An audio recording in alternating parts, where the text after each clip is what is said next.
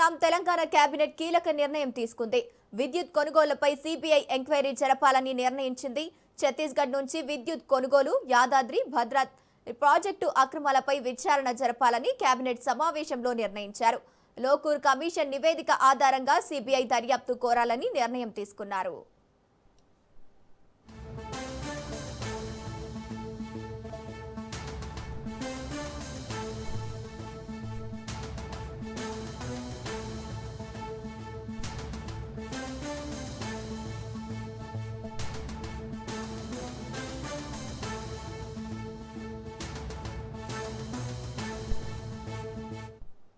Telangana cabinet కీలక నిర్ణయం తీసుకుంది.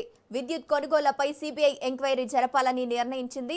ఛత్తీస్గఢ్ నుంచి విద్యుత్ కొనుగోలు, యాదాద్రి భద్రాద్రి ప్రాజెక్టుల్లో అక్రమాలపై విచారణ జరపాలని కేబినెట్ సమావేశంలో నిర్ణయించారు. లోకూర్ కమిషన్ నివేదిక ఆధారంగా సిబిఐ దర్యాప్తు కోరాలని నిర్ణయం తీసుకున్నారు.